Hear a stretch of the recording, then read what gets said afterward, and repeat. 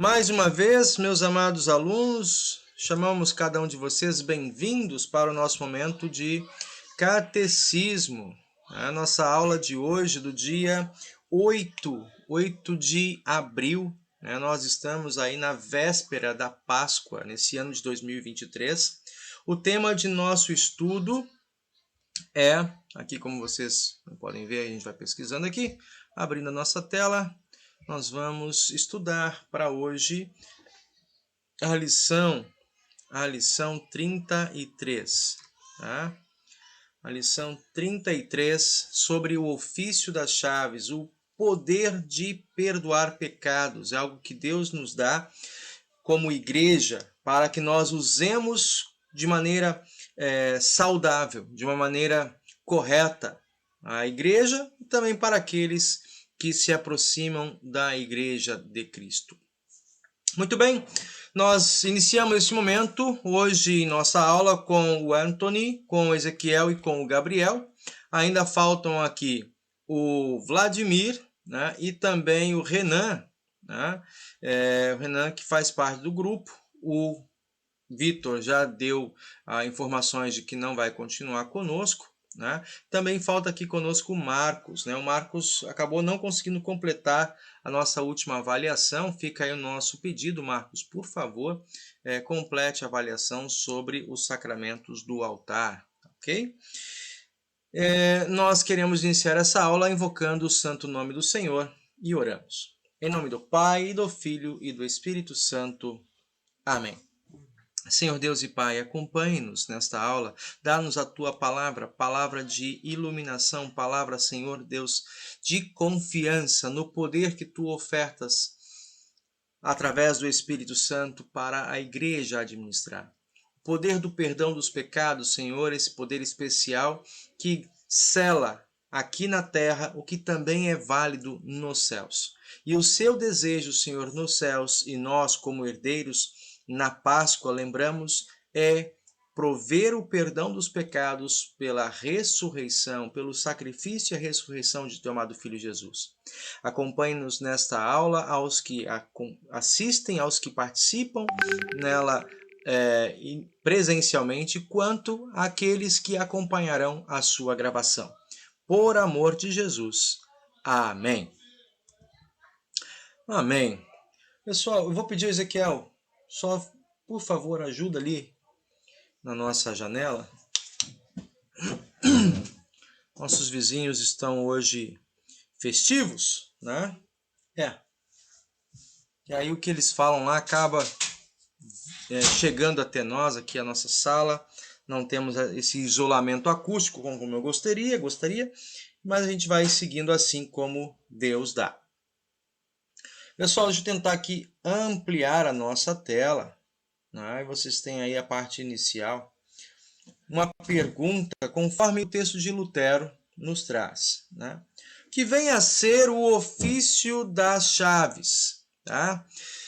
É o poder peculiar, é um poder especial que Cristo deu à sua igreja aqui na terra para perdoar pecados aos pecadores penitentes e reter esse perdão aos impenitentes enquanto não se arrependerem. Tá? Aí entre nós vem aquela pergunta, tá? O que é um pecador penitente e a sua distinção aos impenitentes? O que vocês conhecem, entendem por essas palavras? Gostaria de ouvir vocês agora.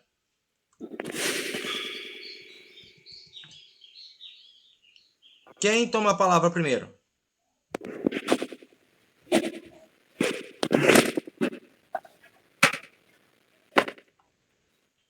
O que é um pecador penitente e o que é um pecador impenitente? Vladimir. Agora não posso responder porque eu tô ocupado, só tô ouvindo. Ah, tá ok. Vladimir. Boa tarde, pastor. Boa tarde. O que é um pecador penitente? Ai, penitente. Penitente de penitente. Ai, eu acho que... Assim, eu não sei, mas acho que é um pecador que não... que recebe castigo. Ou um pecador que se mantém no pecado? É. O pecador penitente, né? Diferente do que o Anthony falou, é o contrário, né? Penitente, o Vladimir começou aí no caminho certo, né? Ele falou penitente vem de penitência, né? Penitência é um modo de purgar, é um modo de se arrepender. O Gabriel escreveu ali, é aquele que se arrepende dos seus pecados, né? Sim, o pecador penitente é aquele que se arrepende. O impenitente é o que não se arrepende. Aí, como o Anthony falou, é aquele que continua, né, no seu lugar de pecado, na sua atitude, que acredita que o que faz não precisa de perdão, não carece de arrependimento.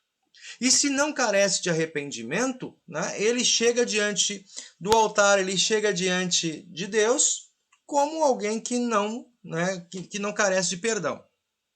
Jesus Cristo chama isso, em diversos pontos do Evangelho, né, como os que se acham sãos.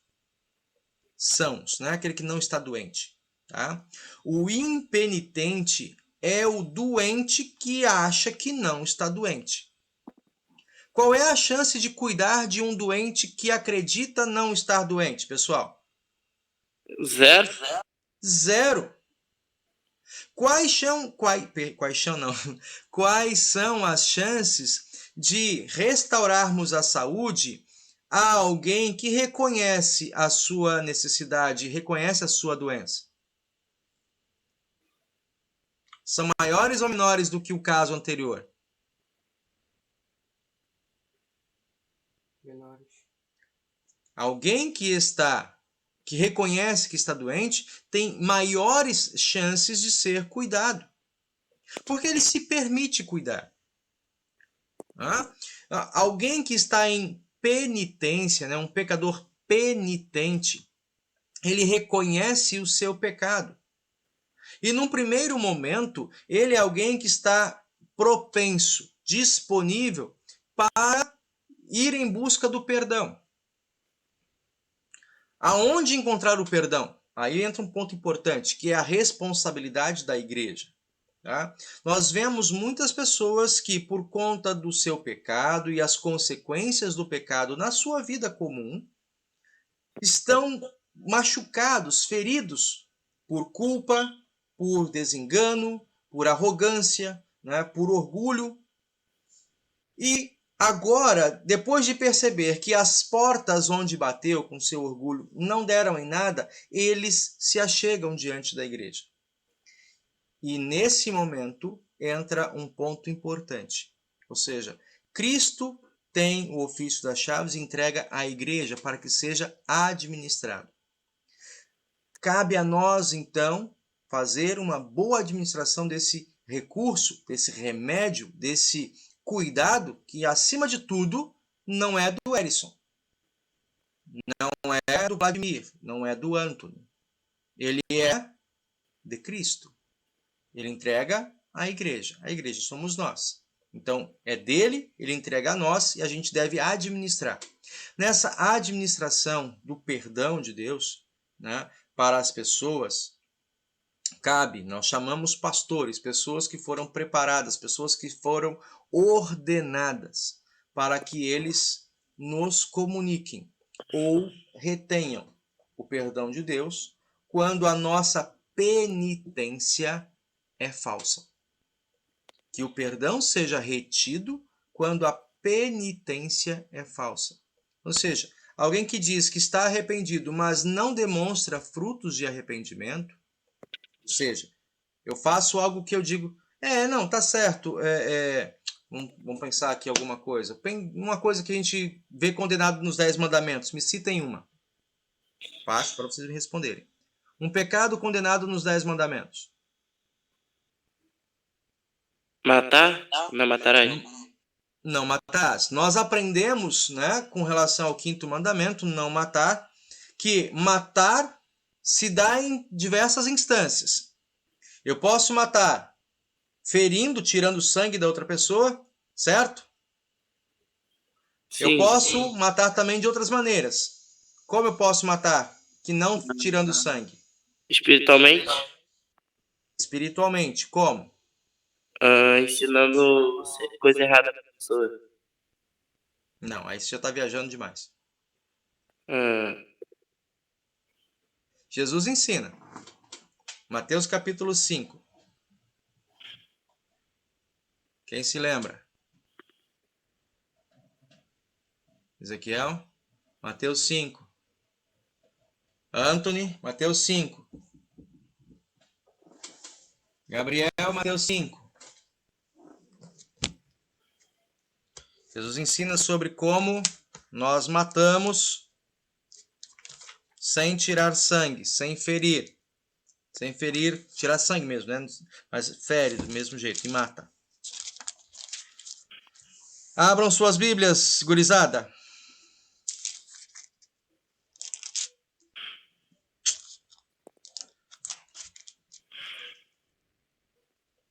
Mateus, capítulo 5, dos versículos 21 até o 20...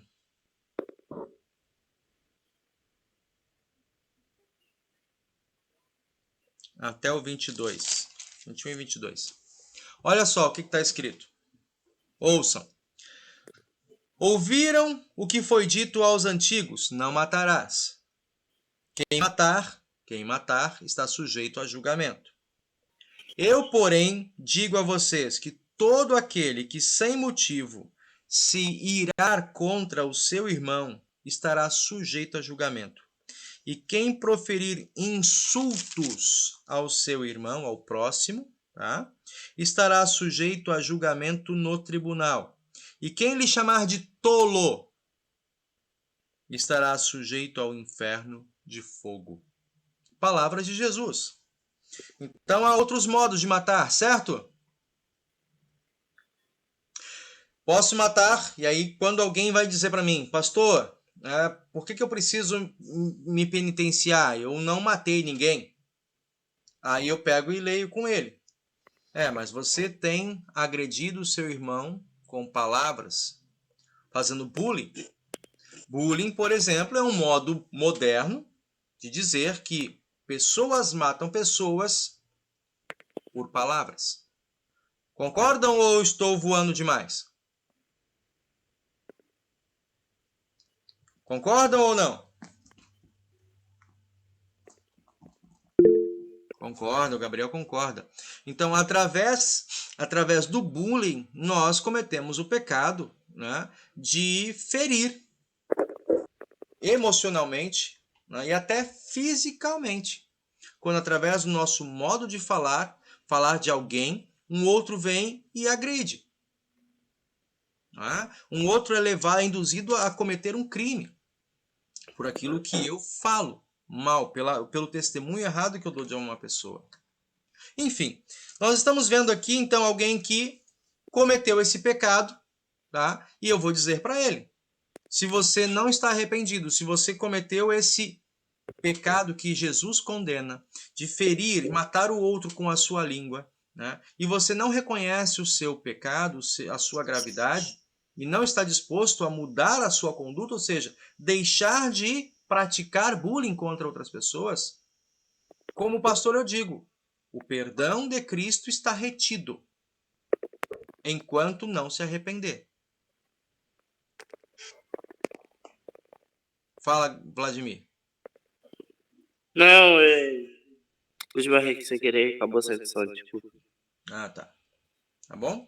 Então, esse é o perdão dos pecados que Deus entrega para a igreja administrar. Se eu não uso corretamente isso, né, e muitas pessoas tentam manipular a palavra de Deus para dominar outros. E não, de fato, não ofertam o perdão quando ele tem que ser dado. Né? Gostam de manter cativas as mentes e a vida das pessoas. Ezequiel tem uma pergunta. Sim. Martinho Lutero lutou contra isso, né? Martinho Lutero lutou contra? Isso, a venda do perdão. Ah, sim, Ezequiel traz um tema importante, né? A venda do perdão, quando a igreja, tendo a responsabilidade de comunicar o perdão que Cristo dá aos pecadores penitentes, arrependidos, ela optava por vender. Como vender? Né? Através das cartas de indulgência, cartas de perdão. Cartas que comunicavam o perdão a determinados pecados, né, por parte das pessoas. Esse perdão, ele no início, ele era algo que você recebia mediante cumprimento de tarefas. Digamos assim. Ainda na Igreja Católica tem essa prática. A pessoa vai até o confessionário, ele confessa o seu pecado, ele ouve do confessor: teu pecado está perdoado, né? Mas como um gesto de penitência, um gesto de arrependimento, você deve ir até aquela pessoa, deve reparar o dano que você causou de alguma maneira, você deve cumprir uma semana de orações ou de práticas de cuidado ao próximo. É uma resposta física, de comportamento, de uma atitude regenerada. Esse é o sentido original, o ser penitente. Tá? Só que a igreja começou a pensar, a igreja do século XVI começou a pensar que isso estava gerando lucros. E ao invés de mandar as pessoas irem cuidar do próximo, começaram a fazer depósitos de recursos. E a tal ponto, quando também um papa da Igreja Católica no século XVI tinha uma pretensão de construir uma grande capela, né, ele começou a difundir que as cartas de indulgência poderiam ser vendidas previamente. Ou seja, eu poderia adquirir perdão prévio por uma semana de pecados que eu viesse a cometer. É o que hoje nós temos, né? Você tem lá rede móvel, internet pré-pago. Você tinha indulgência, né? Perdão dos pecados pré-pagos. É uma coisa que se tornou tão mercantil e tão absurda, né, que quase dá vergonha de contar. Mas aconteceu. E está na história para que a gente não repita esse erro. Então, bem lembrado pelo Ezequiel. Martinho Lutero, que era um padre católico, professor de Bíblia na Universidade de Wittenberg, né, e que atendia a congregação, a capela da cidade, ele começou a perceber que as pessoas vinham até ele e, ao invés de fato, né, se confessarem diante do padre, não havia a palavra pastor, né, mas cumpria a mesma função, diante do padre, as pessoas falavam assim: não, senhor Lutero, nós não precisamos confessar. Mas como não? É um costume da nossa igreja que todos se confessem. Não, nós já temos aqui a nossa carta de indulgência, nosso perdão de pecados está garantido até o final da Páscoa. Então, tudo que nós cometermos já está garantido, pago, e a gente pode ir com a consciência tranquila. Aí Lutero falou assim: opa, perverteram. A igreja está pervertendo. Ou algumas pessoas, algumas autoridades dentro da igreja estão pervertendo o ofício das chaves. E aí, então, ele começa a sua discussão com as 95 teses, né, lá na Catedral de Wittenberg, na porta da igreja. E esse é o movimento inicial da reforma.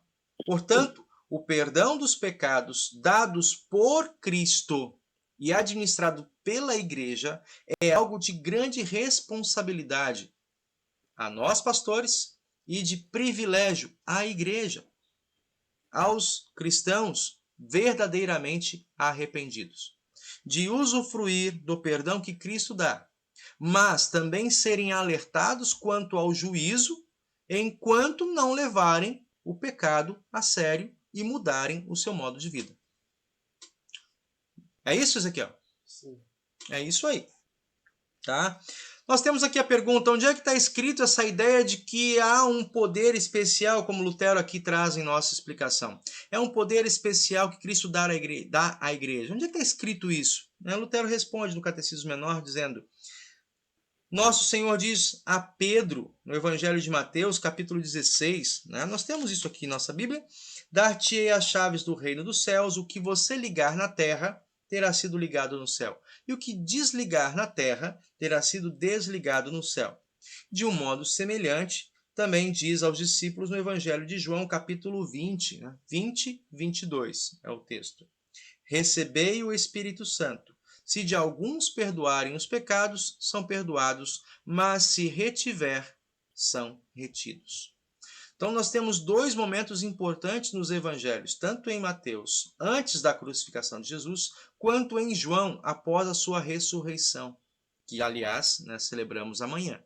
Após a ressurreição, Jesus vem entre os discípulos e sopra sobre eles o Espírito Santo.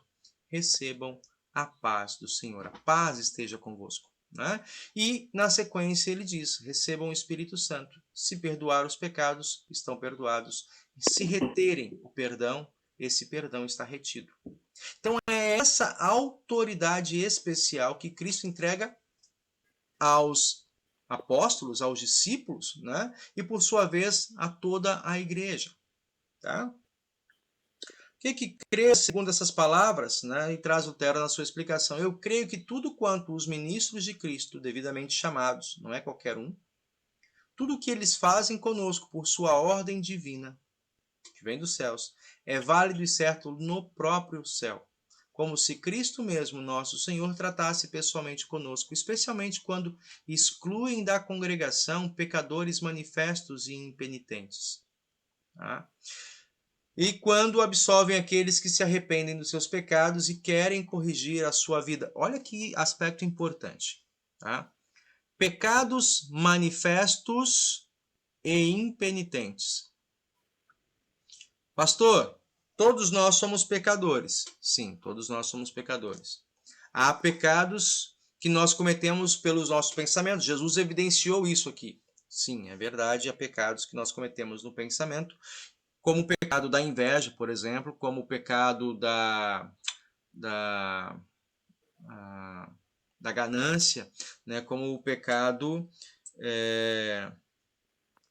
Nós falamos o 9º e 10º mandamento, né? O pecado da cobiça. Né? Esses pecados, eles estão presentes meio que camuflados, como algo por baixo de um cobertor. Né? E quando eles se manifestam, eles nunca estão sozinhos. Eles fortalecem um outro pecado. Por exemplo, alguém pela inveja, pela cobiça, leva ao roubo. Alguém que pela inveja, pela cobiça, pelo desejo de ter o que é do outro, leva ao adultério. Alguém que por querer o que é do outro e não poder, né, leva ao próprio furto e ao assassinato. Então, são pecados que estão camuflados. Nós precisamos estar atentos a esses pecados, porque eles são graves, porque eles amplificam, né, a gravidade de outros pecados que se manifestam publicamente. E esses pecados manifestos, né, causam escândalo em redor. Quando nós comunicamos, o pastor pergunta no culto: está arrependido? Reconhece a gravidade? Confia no perdão? Deseja viver uma nova vida? Vocês respondem sim ou não. Tá? A resposta de vocês deve ser uma resposta consciente. Aqueles pecados que pesam na minha consciência enquanto eu estou ali falando com o pastor, eles, quando eu digo sim, eu quero mudar de vida, eu quero deixar de fazer isso, eu devo voltar para casa com este propósito, claro. Porque de outra forma eu estou mentindo para quem? Para o pastor? Para quem eu estou mentindo? Para Jesus, para Deus. Para Jesus, para Deus, né? Para o próprio Cristo. Porque o pastor é apenas um instrumento, um canal de diálogo, um canal de comunicação. O perdão, o sim ou não, ele é validado no céu. E o meu sim ou não para essa mudança de conduta, ele é feito diante, acima, em última instância, ele é feito perante Cristo. Quem é que está me comunicando ali? O pastor. Mas quem é que está concedendo esse perdão? O próprio Cristo. Tá? Então, nós precisamos fazer, tanto no sentido de segurança, de respeito, de reverência, quanto no sentido de absolvição. Quando o pastor me comunica, então vá em paz, os teus pecados estão perdoados. Em nome do Salvador Jesus, eu confirmo o perdão aos teus pecados. O pastor está confirmando aos pecadores penitentes. Tá? volta para casa ou, né, continua no culto nessa segurança de paz. Quando alguém não se dá conta do perigo da sua conduta, né, do risco, e se torna, nesse sentido, insensível às consequências do pecado, é tarefa do pastor, é tarefa da igreja, é tarefa da palavra de Deus. Chegar ao coração, chegar aos ouvidos, aos sentidos dessa pessoa e confirmar: o teu pecado te levará ao inferno. Portanto, mude a sua conduta. Arrependa-se do seu pecado. Tá? Dessa maneira, você ofende não apenas a palavra de Cristo, como ofende também o seu próprio sacramento. Por isso, pecadores impenitentes, pessoas que estão em pecados manifestos, devem ser impedidas de vir à Santa Ceia. Tá? Pessoas que estão em pecados manifestos e que não reconhecem como tal, como pecado, devem ser impedidas de vir à Santa Ceia. Tá? Até que se arrependam, até que corrijam a sua vida, até que estejam dispostos de fato a confessar: Senhor, eu pequei, eu errei e eu não consigo mudar a minha conduta. Não tenho forças suficientes para mudar a minha conduta. Aí é o lugar da igreja chegar junto. Então, como igreja, como corpo de Cristo, nós te acolhemos na segurança do perdão e dando força para superar a sua dificuldade. A igreja acolhe, então, na Santa Ceia, pecadores arrependidos, fracos, insuficientes, que admitem a sua necessidade e o perdão de Cristo Jesus. Conseguem pegar isso que estou dizendo? Sim. Tá. Seguimos então para o próximo passo dessa lição. Sabendo que Deus oferece o perdão dos pecados, cabe então a nós realizarmos a nossa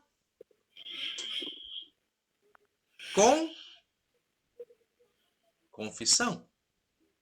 Tá? Vamos ler aqui em conjunto esse nosso texto. Né? A confissão compreende em duas partes. Primeiro, que confessemos os nossos pecados. Lutero aqui é muito explícito, né? Se há uma confissão, lógico, tem que ter a primeira parte, eu tenho que confessar os pecados. Mas poderia ser diferente, talvez como ele vivesse na época dele, de que a confissão se dava por uma investigação na vida do indivíduo. Enquanto eu não falar, como assim hoje acontece na justiça, né? Todo criminoso tem o direito a permanecer calado, né? Para evitar qualquer tipo de acusação da justiça. Ele pode, né, e até deve permanecer calado em seu próprio benefício, porque é papel da justiça investigar. É papel da justiça trazer à tona os crimes, né, os desvios, ou podemos assim dizer, os pecados não revelados. Lutero traz isso para dentro da igreja, para a nossa vida, dizendo assim: não esperem que eu vá buscar de vocês, não esperem que eu vá investigar vocês, porque tal conduta é prejudicial a vocês. Estão deixando de receber os benefícios que Deus oferece na absolvição. Portanto, o primeiro passo de um coração penitente, nós falamos aqui, um coração penitente é aquele que está arrependido, já está sofrendo. O primeiro passo é confessar pecados. Tá? O segundo passo, então, é que nós aceitemos a absolvição do confessor. Ah, mas quem é o Senhor, pastor, para me dizer que eu estou perdoado? Né? Quem é o Senhor para dizer que eu não estou verdadeiramente perdoado? Ora, esse princípio da dúvida, que nós precisamos colocar no lugar certo. Deixa eu fechar aqui que está dando eco, invasão aqui estranha na nossa transmissão. Esse lugar da dúvida que nós precisamos esclarecer aqui no nosso estudo. Tá? Aceitar a absolvição do confessor como se de Deus mesmo, sem duvidar de modo algum, e aqui eu continuo, né? Aqui nossa transmissão, mas crendo firmemente que por essa confissão, os pecados são perdoados perante Deus no céu. Lutero tem isso bem claro. a absolvição era algo que Lutero tinha dificuldades em aceitar. Por quê? Porque ele vivia num entendimento de que esse estar absolvido é você estar com a sua mente sem qualquer acusação. E aí tem dois perigos. O primeiro perigo é a alienação da justiça de Deus. Dizendo o seguinte, não, eu é que faço as minhas regras, nesse mundo onde todo mundo, né, cada um segue o seu próprio caminho, eu dito o meu caminho. Não me vem agora um estranho querer apontar para mim o que é certo e o que é errado. Eu faço as minhas regras. Então a minha consciência não me acusa de nada. E ele se torna um insensível, tá? Um alienado da justiça de Deus. Por outro lado, tem aquele que é, até então Lutero era um desses, né? Aquele que é atormentado pela lei. E ele é alguém que sofre constantemente, porque por mais que ele tente se limpar, o apóstolo Paulo fala isso, né? Quando nós olhamos lá em Romanos capítulo 7, dos versículos 14 até o 24, ele vai dizer, né? Na minha consciência eu sei o que é certo, eu estudei, eu conheço o que é justiça e eu quero cumprir, mas eu percebo nas minhas ações, né, uma outra lei, revelando que eu não consigo cumprir essa justiça. Portanto, ela me atormenta. Né? E quanto mais eu quero fazer o que é certo, mais percebo que ainda falta algo a ser feito. E nisso há um desespero, porque eu nunca alcanço a justiça. Né? Esse é o estado de tortura e tormento espiritual do qual o apóstolo Paulo cita nesse relato de Atos 7, 14 a 24, quanto o que o próprio Lutero, como um exemplo de muitos outros cristãos, viveu nos seus dias. E não adiantava alguém dizer, olha, Lutero, vai, se limpa, vai, se flagela, vai, Lutero, e ajuda 1000 pessoas que estão precisando de trabalho, né? Trabalhe durante 1 ano para a família. Não tinha método de penitência que fosse suficiente para essa mente atormentada. Lutero, por isso ele escreve no Catecismo, apenas encontra paz, como o apóstolo Paulo, no capítulo 7, versículo 25 de Atos, ele vai dizer, louvado seja Deus, porque ele fez isso, ele me reconciliou para ele me comprou para ele me limpou da culpa do meu pecado, em Cristo Jesus. Lutero vai dizer, portanto, quando eu ouço da boca do pastor, quando eu ouço da boca do meu confessor, os teus pecados estão perdoados, é necessário que eu receba isso como da boca do próprio Cristo. E na dúvida que eu volte, pastor, confessor, vem aqui, leia comigo aonde Cristo me perdoa, aonde me dá garantia de que eu estou perdoado. E nós voltamos o olhar de novo para a Escritura, porque aqui é Cristo falando conosco, diretamente através da sua palavra. Né? Eu quero ainda com vocês, a gente vai passar um texto, uma história muito interessante do rei Davi, no Salmo 32, mas eu não vou marcar aqui, vou deixar aqui só para minha memória, a gente vai voltar a essa história, como Davi viveu essa agonia de sofrer por pecados não confessados. Mas então ele confessa os seus pecados, a gente vai mostrar um exemplo disso, né, o Salmo 51, que está em paralelo com o Salmo 32, onde Davi confessa o seu pecado e ele vai dizer como a vida dele foi modificada. Tá? Mas vamos olhar aqui. Que pecados devemos confessar a Deus? Olha que interessante que Lutero coloca para nós, pessoal. Perante Deus, então, como que eu confesso a Deus? Na minha oração. Vamos voltar um texto bíblico aqui, onde nós estamos. Né? Mateus capítulo 6, dos versículos 5 em diante. Quer falar? Quer ler, ou Vladimir? Oi, pastor? Quer falar ou ler? Não. Não. Tá, é que tá com o microfone aberto. Mateus capítulo 6, dos versículos 5 em diante, é dito assim: quando orarem, não sejam como os hipócritas, Eles gostam de orar de pé nas sinagogas, nos cantos das praças, para serem vistos pelas pessoas. Vocês, quando forem orar, entrem no quarto, porta fechada.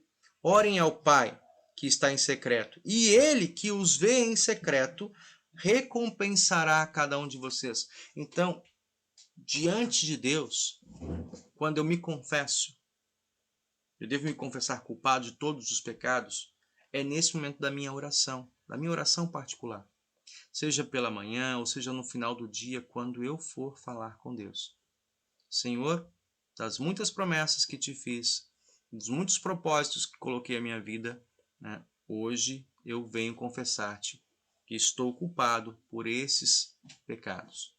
Pequei contra o terceiro, pequei contra o quinto, pequei contra o quarto, né? Me socorre na minha miséria, né? Me anima com o teu espírito e me dá condições de não pecar como tenho pecado. E segue em frente, né? Em Cristo e em nome de Cristo Jesus.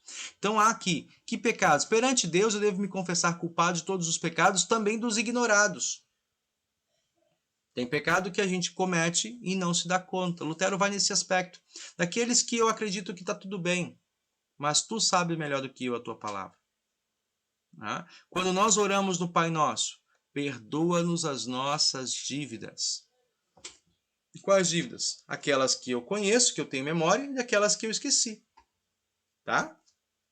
Mas perante o confessor, perante o pastor, né, perante a congregação, eu devo confessar os pecados que conhecemos e sentimos no coração. Aqui entra um outro aspecto. Tem aqueles que eu ignoro na minha consciência, porque eu não conheço toda a lei, porque eu errei, não me dei conta que eu errei, né? Mas tem aqueles que eu conheço, que eu entendo e que eles estão pesando no meu coração, que eles estão pesando como culpa na minha consciência. Eu devo falar desses pecados diante do confessor. Tá? E agora entra o aspecto, então, da gente aplicar o que já aprendemos. Examina o teu estado, a tua condição, não é o estado da nossa federação. Né? Examina a tua condição à luz dos 10 mandamentos.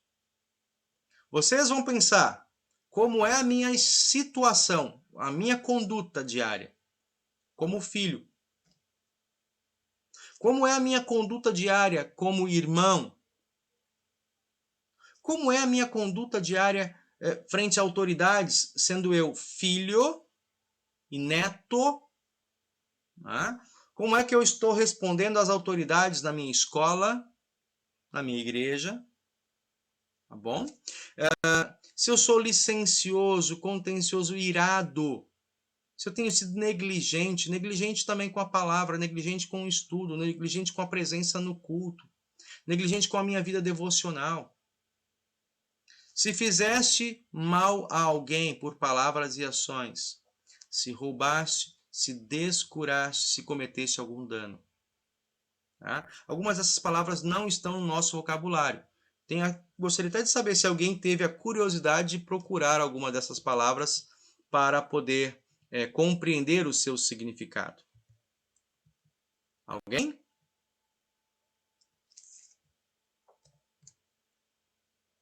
Alguém foi buscar?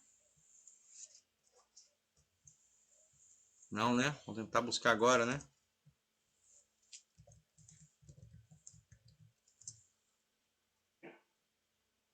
O que é descurar? Descurar, já fiz aqui a pesquisa para vocês, né? É desprezar alguém, né? Ser arrogante com o outro. Bom, gente, esse aqui é o resumo do Catecismo Menor de Lutero, e agora nós entramos na nossa lição, né? Observando algum desses textos. O primeiro texto que nós temos aqui colocado para nós, que é o texto base, né? Mateus 16, 13 a 19, quando Jesus tem um diálogo com seus discípulos perguntando quem os outros dizem que eu sou. E depois pergunta, né? Ok? E a opinião de vocês, quem vocês dizem que eu sou? E Pedro faz essa confissão, tu és o Cristo, né? O Filho do Deus vivo. Então, depois de elogiar a resposta de Pedro, confirmar que essa resposta não foi de um conhecimento natural, mas algo dado pelo Espírito Santo, diz a Pedro, diz aos discípulos, né, desse poder peculiar do perdão que ele traz para toda a igreja. Então, nós seguimos aqui. Tá? Seguimos aqui. A quem Jesus deu essa autoridade de perdoar pecados? João 20, 22 e 23, né, após a sua ressurreição, apresenta-se perante os discípulos e diz que os pecados que eles perdoassem, de fato, estariam perdoados. Né? Então, Jesus deu esse perdão para os apóstolos. Né? Por isso, nós defendemos, trazemos esse ensino de que isso, de maneira pública, esse poder de perdão de pecados, de maneira pública, ele está sobre o ministério pastoral. Por isso, precisamos de pastores na igreja. Mas esses pastores, por exemplo, não é alguém que se autoafirma, eu sou pastor a partir de hoje. Não. Esse pastor, ele é chamado, preparado e enviado pela igreja, que é o conjunto de membros, né, do corpo de Cristo. Tá? Por isso, alguém que almeja ser pastor, não basta simplesmente dizer assim, ó, quero ser pastor. Ele precisa ter esse chamado por parte da igreja. Gostaria de convidar você a se preparar para o curso de teologia, né? E nem todo mundo que entra no curso de teologia sai pastor. É possível que alguém que comece no curso de teologia não complete, não seja, não preencha todos os requisitos, não se forme. Né? Nem por isso vai deixar de ser um servo da igreja, mas não será pastor. Tá? Então, o ofício da chave é esse poder especial que Cristo entrega à igreja através do ofício do ministério a pastores na sua igreja. Tá? Que chaves são essas que abrem os céus? Né? Ali vem dizendo para nós, né? No Evangelho, nos sacramentos, na Santa Ceia, Jesus oferece e dá perdão aos pecadores. Então, essa chave que abre os céus é esse perdão, essa palavra de perdão de Cristo que vem até nós. Vem em que momentos? Vem no momento do batismo, vem no momento da confissão e absolvição pública ou particular, e vem na Santa Ceia. 3 momentos importantes em que esse perdão de pecado é comunicado a cada um de nós. Tá? Continuando aqui, como recebemos esse perdão? O texto de 1 João 1,9. Jesus convida a que nos confessemos a Ele, né, os nossos pecados. E eu quero chamar vocês para lerem esse texto. O Ezequiel está aqui perto de mim, vou pedir que ele leia bem alto, para todo mundo ouvir. 1 João, capítulo 1, versículos 8 e 9.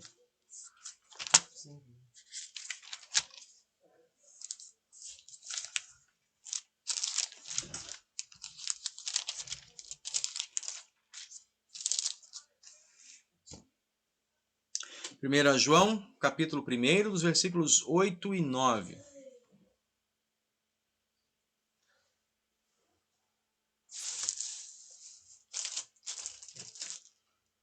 Acha logo, Ezequiel. Toma aqui.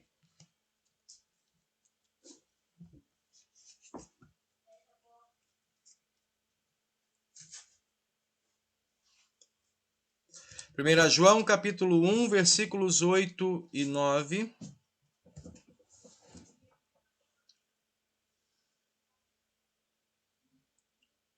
Bem alto. Pecado não é apenas o que fazemos. Não. 1 João, capítulo 1, versículos 8 e 9.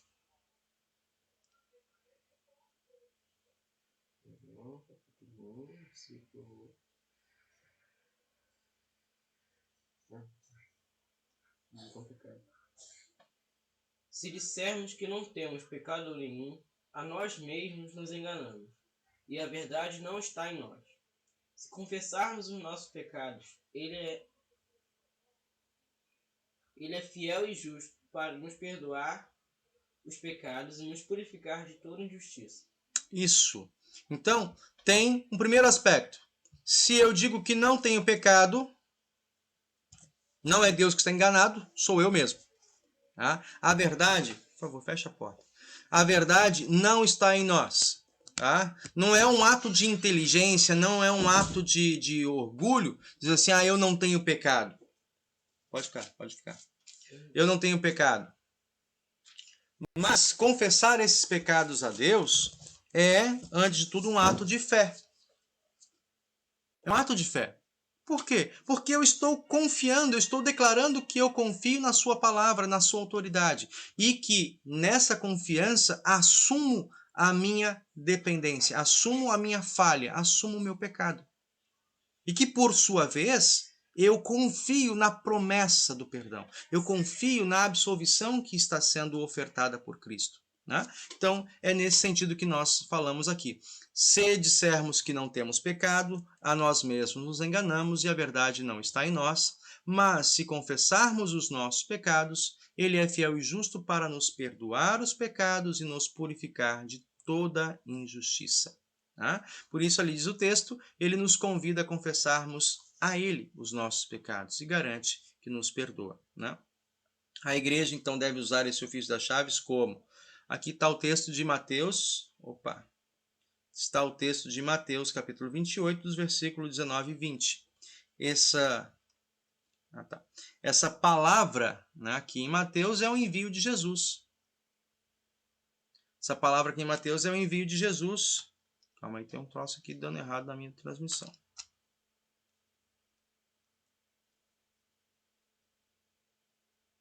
Isso, deu certo. Essa palavra é o envio de Jesus lá, no envio aos discípulos, né? De encaminhar para o perdão. Que coisa!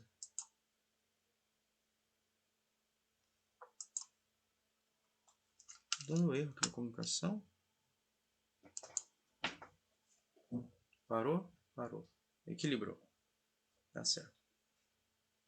Mateus 28, 19 e 20, nós temos aqui Jesus encaminhando a igreja para que, através do batismo e do ensino, né, comunicasse a sua presença, o seu perdão e fizesse com que outros que ainda não são cristãos se tornassem membros da igreja. Tá? Mateus 28, 19 e 20. Vem um ponto na sequência. Qualquer cristão pode pregar na igreja e administrar sacramentos publicamente? Esse é um ponto importante. Todos somos batizados e quando somos batizados recebemos e temos o Espírito Santo de Deus em nós. Tá conflitando aqui, calma aí, pessoal.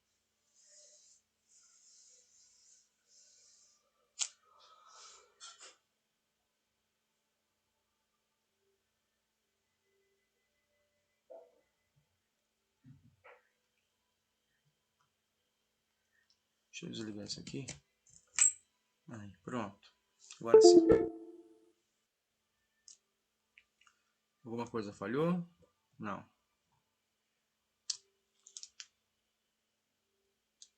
Vamos lá. Qualquer pessoa pode pregar. Só pedir. Luane. Ezequiel. Pede a sua mãe para baixar o vídeo.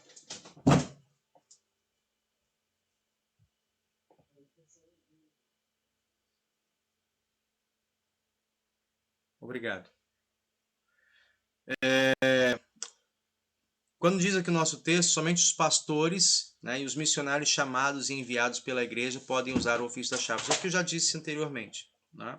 Não é porque alguém escolhe ser pastor, mas como é algo que pertence à igreja, a igreja deve fazer a administração disso, reconhecendo e encaminhando estes ministros, né, esses missionários para que falem e para que preguem, para que administrem o ofício do perdão entre as pessoas. Tá?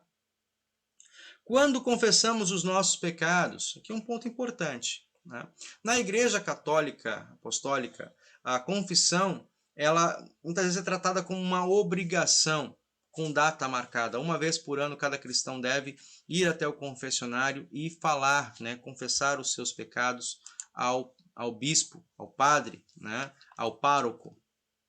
A Igreja Luterana não tem isso como uma obrigação. Não é uma obrigação que eu devo lá encontrar o pastor e confessar ao pastor os meus pecados, né? Com uma listagem dos meus pecados. Né? Como nós falamos aqui nessa lição, o que Cristo, né, pede, né, de nós é que nós nos confessemos perante Ele. Todos os pecados, todos os dias. Perante o confessor, perante o pastor, eu devo trazer aqueles pecados que estão incomodando a minha consciência. Tá? E eu devo, então, receber o pastor, eu devo receber o ministro da palavra, como esse que me comunica, me adverte de perigos que às vezes eu não estou me dando conta. Né? Como, por exemplo, a inércia de uma conduta pecaminosa. A inércia da minha fé, uma fé inerte, né? Como Jesus denuncia, por exemplo, lá no texto de Apocalipse, a igreja de Laodiceia, que eles não eram nem quentes nem frios, eram mornos. E como pessoas mornas, né? O texto diz que Jesus estava a ponto de vomitá-los. Ou seja, quando muitas vezes a gente diz assim, eu sou cristão, mas eu não me ocupo com a Santa Ceia, eu não me ocupo com ouvir a palavra, eu não me ocupo em estar presente no culto. Por isso que eu tenho provocado alguns de vocês mais insistentemente. Estamos chegando na reta final da instrução. Eu preciso da presença de vocês e vocês devem se dar conta de que estar na comunhão da igreja é algo que fortalece a fé individual de vocês. Tá? Estar apenas na instrução de catecismo e não fazer o complemento de estar também na presença do Senhor na Santa Ceia, no culto para a Santa Ceia, né, é você, no mínimo, estar sendo incoerente com a sua fé, com a fé que está sendo plantada no seu coração, que está sendo nutrida no seu coração. Tá? Então, é importante sim que nós valorizemos a confissão de pecados, que nós valorizemos o que é dito pelos pastores a nós, que nós não nos furtemos dessas oportunidades de ouvir e confessar os nossos pecados a Deus. Então diz ali que podemos e devemos confessar os nossos pecados, né, todos os dias em casa, no culto, todos os cristãos confessam em conjunto seus pecados, usam para isso palavras de ordem de culto, e depois da confissão, o pastor, em nome de Cristo, anuncia o perdão. Continuamos aqui, né? Por fim, o que é a confissão? Aí vem a história de Davi e Natã. Tá? Eu vou reduzir essa história para vocês, eu espero que vocês tenham lido. Nessa história, o profeta Natã vai até o palácio do rei Davi, onde ele, depois de ter adulterado com Batseba, ou seja, ele traiu a confiança do seu amigo, ele teve relações com Batseba, Batseba engravidou. E para resolver o problema dessa gravidez inesperada, a qual ela veio e disse, olha, rei Davi, eu vim aqui, acatei a ordem como rei, né? E agora temos uma criança para assumirmos. O rei Davi pensou, eu não posso assumir essa criança como minha, porque afinal de contas, Batseba é esposa de Urias, chefe do meu exército, né? Comandante do meu exército. Então o que eu posso fazer? Vou tentar colocá-la com Urias. Mas Urias veio da batalha e ficou com seus soldados, com seus subordinados no quartel e não foi para casa. Então ele não pôde botar a culpa que Urias era o pai da criança, né, ia ficar mal. O que ele fez então? Ele decidiu colocar Urias na frente de batalha, onde era certo que ele morreria. E de fato morreu. Agora, sem Urias, Davi tinha um outro problema. A esposa está viúva e uma criança está vindo. O que Davi fez? Davi desenvolveu um plano, articulou um plano para que ele saísse bem. Ele acolheu Batseba como sua esposa, né? Esposa viúva, e o filho que dela estava para ser gerado, que aquela criança, de certo modo, seria considerada filha do rei. Ora, tudo isso para que ele não perdesse o prestígio da opinião pública. E enquanto isso, particularmente, Davi sabia o que ele tinha feito de errado. Aí eu quero convidar vocês para lermos em conjunto, né, o Salmo de número 32, pessoal. Vamos abrir aí nossas Bíblias? Ezequiel, abre, por favor. Salmo de número 32. Olha o que aconteceu com Davi. Ele fala sobre isso no Salmo de número 32. Vou colocar aqui na leitura da Nova Tradução da Linguagem de hoje, vou ler com vocês. Olha só, aqui diz assim na minha Bíblia, é uma poesia, um salmo, um cântico de Davi, né? Feliz é aquele cujas maldades Deus perdoa e cujos pecados Deus apaga. Isso é absolvição, certo? Feliz é aquele a quem Deus perdoa, cujos pecados ele apaga. Salmo 32, versículo 1. Continuamos. Feliz é aquele que o Senhor não acusa de fazer coisas más e que não age com falsidade. Versículo 3. Enquanto não confessei o meu pecado, me cansava chorando o dia inteiro, como o sereno que seca no calor do verão. Olha que coisa, né? Perdão. De dia e de noite, tu me castigaste, ó Deus, e as minhas forças se acabaram como o sereno que seca no calor do verão. Então, os versículos 3 e 4, há uma confissão clara de Davi, confirmando o que acontece com alguém que não confessa, que tem pecados e que não os confessa ao Senhor. Então, vive em sofrimento, em tormento, a consciência acusa. O corpo padece, o corpo sofre. Aí então Deus, em um ato de misericórdia, mas também de juízo, encaminha Natã até Davi. Ao chegar lá, o Natã começa a narrativa dessa história com uma parábola, uma história, um conto, né? Um conto da vida comum. E Davi reage imediatamente com grande fúria. Natã conta que alguém, né, havia cometido um grave crime. Ao invés de tomar uma das ovelhas do seu próprio rebanho, ele havia tomado, né, a única ovelha do seu vizinho para sacrificar e dar no banquete para os seus convidados, seus próprios convidados. Então Davi se revolta de tal maneira que pensa, não, essa pessoa deve morrer. Então Natã, como profeta, como pregador, diz, pois é, essa pessoa foi você, quando tomou da casa de seu amigo Urias a esposa que lhe era devida e trouxe para dentro do seu palácio. Você mentiu para Deus, você mentiu para o povo. Diante de você está o juízo de Deus, se não se arrepender. Então Davi se arrepende, se joga no chão, ele lamenta o seu pecado, ele lamenta a sua culpa e, na sequência, Deus, por meio do profeta, comunica a ele o perdão, porque Deus sondou o coração e sabia que o arrependimento era honesto, era sincero. Então, voltando lá para o nosso Salmo, Salmo 32, agora o versículo 5. Olha o que diz Davi. Então eu te confessei o meu pecado e não escondi a minha maldade. Resolvi contar tudo para ti e tu me perdoaste todos os meus pecados. Por isso, e agora é a função didática dessa palavra de Davi, ele fala para os outros, né? Por isso, nos momentos de angústia, todos os que são fiéis devem orar.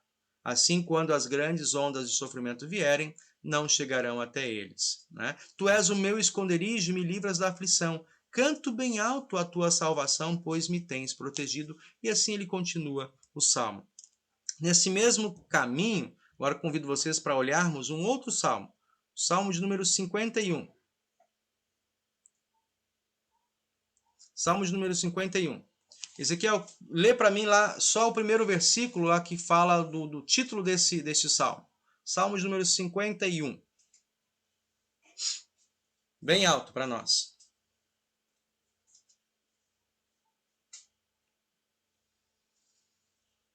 Bem alto. Compadece-te. Não. Salmo, início, bem no início. Salmo. Não é assim que vem na sua Bíblia? Salmo de Davi? Não. Confissão e arrependimento, é isso? Isso. Ao mestre de canto. Salmo de Davi. Quando o profeta Natã veio ter com ele, depois de haver ele possuído Betseba. Batseba, ou Betseba, tá. Continua? Compadece-te a mim, ó Deus, segundo a tua benignidade, e segundo a multidão das tuas misericórdias. Apaga as minhas transgressões. Isso, tá? Então existe o Salmo 51, que também está explícito. Ele escreveu esse salmo logo após a visita do profeta Natã, tá? São 2 salmos importantes sobre confissão e absolvição. Na sequência ele vai dizer, né, da sua condição de miséria. Do versículo 5 desse salmo é uma confirmação do pecado original, quando ele vai dizer, pois eu nasci na iniquidade e em pecado me concebeu minha mãe. E depois, né, depois de confessar e saber do perdão do Senhor, ele vai dizer a partir do versículo 10, aquilo que nós cantamos no final de cada mensagem nos nossos cultos: cria em mim, ó Deus, um coração puro e renova dentro de mim um espírito inabalável, né? Vamos aqui, deixa eu passar aqui à frente, avançar um pouquinho mais. No mais, pessoal, acho que esse é o ponto forte do nosso estudo, tá? Temos aqui na tela, então, os versículos para que vocês memorizem, que vocês guardem, né, na vossa memória, que estudem. E aí vem a questão mais embaixo, né? Como o ofício das chaves foi usado no culto? Aqui não adianta vocês quererem responder se vocês não vão ao culto, tá? Se vocês não participam, se vocês não acompanham um culto, tá? Como o ofício das chaves foi usado? Em que momento? Né? Como você se sentiu parte desse momento? Eu vou pedir aí que vocês me respondam. Tá? Mandem isso com um print para mim. Vocês não... tá. Vocês não têm feito... Assim, alguns têm feito. Não vou ser desonesto. Alguns têm feito, mandado para mim o print das lições. Tá? Mas nem todos têm feito isso. E, gente, eu vou cobrar. Vai doer, vai, né? A falta de compromisso da parte de vocês em me enviar as atividades, a falta de compromisso de vocês em participar das nossas avaliações, vai doer. Porque se não fazem, eu não vou ficar aqui me descabelando já, até porque eu não tenho tanto assim para ficar jogando fora. Mas a falta de compromisso de alguns de vocês vai trazer dificuldades. Por exemplo, não vai ter confirmação. Não vai. Tá? Quem não está comprometido não tem nenhum compromisso com essa pessoa. Portanto, vocês devem cumprir aquilo que compete a vocês, para que eu faça também a minha parte. Tá? Então vamos continuar aqui. Como a confissão foi realizada? Né? Quero que vocês respondam e mandem um print para mim. Tá? No meu WhatsApp. Continuando aqui. Questão 3. Depois que você observou a confissão de pecados, né, que sentimento você teve ao ser anunciado o perdão dos pecados? Essa é uma questão muito particular. Essa é uma questão de como você participa.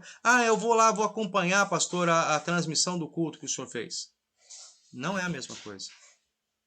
Aí eu vou saber a tua resposta. Então não adianta ficar aqui tentando tabular a resposta, porque se você não foi, se você não acompanhou, você não está no ambiente, a sua resposta vai ser diferente. Tá? Relate os seus sentimentos usando as palavras perdão e paz. Aqui é um modo que o autor do livro ele tenta facilitar para a gente, tá? Relate a sua resposta usando as palavras, para dizer, em algum momento, né, dentro da sua frase, contemplar essas duas palavras. Vamos continuando aqui. Bom, aí eu tenho uma tarefa complementar, que é a história que nós ouvimos hoje, né? A história do rei Davi mostra para nós aqui alguns aspectos importantes. A história do rei Davi mostra que até um filho de Deus pode cair em pecados terríveis. Isso é um ponto importante, algo para aprender com essa lição. De que maneira Davi tornou os seus pecados ainda mais graves? Para a gente responder isso rapidamente. Ao pecar, ele os tornou ainda mais graves por não confessá-los diante de Deus, na expectativa de que podia ocultar diante do Senhor. Conta então como Davi mostrou, como Natã mostrou a Davi a extensão dos seus pecados. Então, é um aspecto importante de reconhecer a gravidade dos pecados. E Natã vem ao encontro de Davi, trazendo à tona, mostrando, permitindo que Davi mesmo se posicionasse como um juiz. E Davi faz isso. Ele diz, não, essa pessoa deve ser execrada, essa pessoa deve ser julgada. E ele vai dizer, essa pessoa é você. Então, quando nós somos apresentados aos nossos pecados, nós nos tornamos juízes, nós mesmos tomamos consciência da gravidade deles. E se a nossa própria consciência nos acusa, é porque a palavra de Deus, que é a fonte de toda a justiça, também nos acusa de maneira mais séria. E é importante que nós voltemos os nossos olhos para onde Deus oferece também o perdão. O que Natã pôde então anunciar a Davi? Esse é um aspecto importante. Só é possível ofertar o perdão para quem se reconhece culpado. Então, para que eu possa comunicar o perdão de uma maneira válida para vocês, é necessário que antes vocês tomem consciência da sua necessidade do perdão. Quem não se reconhece pecador não acredita precisar do perdão. Próximo ponto, aqui em nossa lição, as doutrinas importantes. Eu vou aqui compartilhar depois com vocês esse PDF aqui, que é um resumo dessa lição, com perguntas e respostas muito, muito importantes que vocês estudem. Por fim, eu quero resumir aqui essa parte. O que eu posso aprender dessa lição? Um aspecto muito interessante colocado aqui para nós. O que eu posso aprender dessa lição? Calma aí. Meus pecados me separam de Deus, e por isso devo me arrepender sempre que cometo pecados, pedir a Deus diariamente perdão dos mesmos. Também no culto público devo fazer isso, em conjunto com os demais cristãos. Devo pedir perdão a Deus. Fazendo isso e crendo firmemente que Deus pode e quer me perdoar, são abertas para mim as portas... São abertas para mim as portas dos céus.